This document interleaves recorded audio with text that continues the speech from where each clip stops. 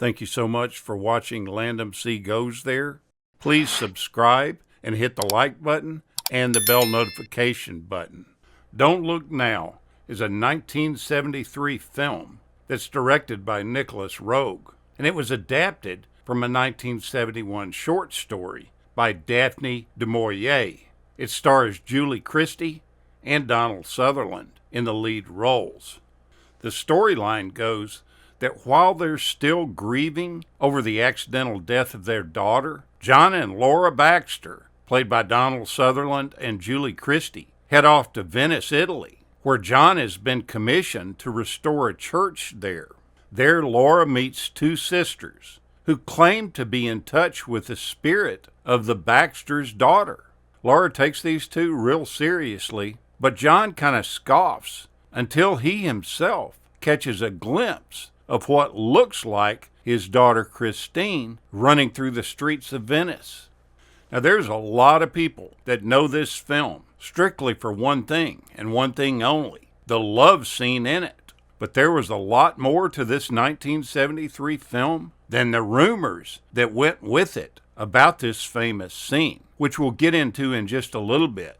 Director Nicholas Roeg's haunting exploration of grief manages to terrify us with a simple red coat, repeatedly seen darting through the foggy streets of Venice. Julie Christie's character of Laura Baxter participates in a seance with the two mysterious sisters in order to try to contact her dead daughter. The director wanted his actress to better understand the clairvoyancy that this scene involved, so he brought her to an actual seance. It was supposedly conducted by renowned British medium Leslie Flint, who at one point during the seance instructed the group to uncross their legs. The director ended up putting this in the film. The Baxter's home that appears in the film, where Christine drowns in the opening scenes of it, wasn't a random scouting find at all. It was actor David Tree's real house. He appears briefly in the movie as Anthony Babbage, the headmaster of the school that the Baxter's son is attending. This was Tree's first role in over 30 years, and it was also his very last. The scene set in the church where Laura lights a candle for her daughter Christine was almost exclusively improvised.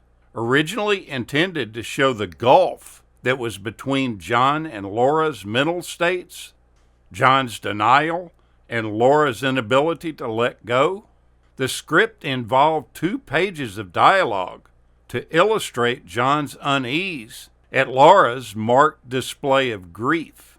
After a break in filming to allow the crew to reset the equipment, Donald Sutherland returned to the set and commented that he didn't like the church, to which Julie Christie retorted that he was just being silly, that the church was beautiful.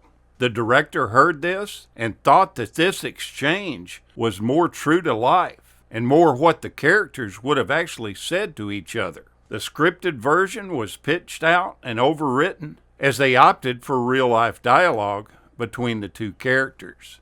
Both of the leads in the film were initially busy with other projects, but they unexpectedly became available. Julie Christie liked the script and had really wanted to work with the director, Nicholas Roeg.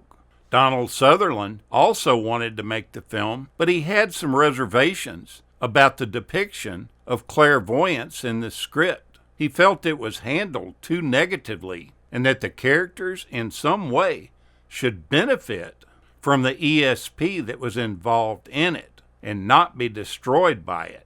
Director Roeg was completely resistant to any changes, and he issued Sutherland an ultimatum and told him if he wanted the part, the script stayed as it was. Finding an appropriate church proved pretty difficult too. After visiting most of the churches in Venice, the Italian location manager suggested constructing one in a warehouse. Then they discovered the one that they actually used. They found it to be perfect because it had been currently undergoing renovation, and the scaffolding was already in place. All of these circumstances led perfectly into the plot of the film.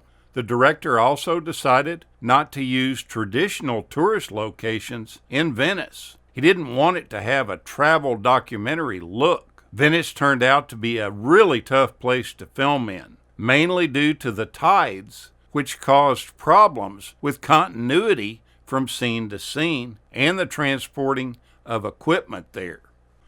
Now, the most standout scene in the film is the love scene, and when Donald Sutherland appeared on the 1994 Actors Studio, he kind of told the story behind it, saying that it wasn't sexy or erotic at all. He said that he and Julie Christie were on the set at 7 a.m.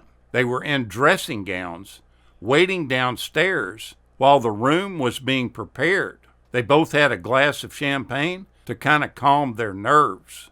Squeezed inside this room was the director, the cinematographer, and Sutherland and Christie, plus someone to pull focus on the camera. The cameras they used were these 35mm Mitchells that were extremely loud.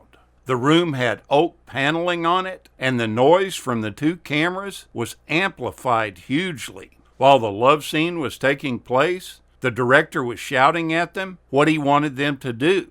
Put your hands here, do this to her, grab her here. The shoot lasted well into the afternoon until they were completely satisfied.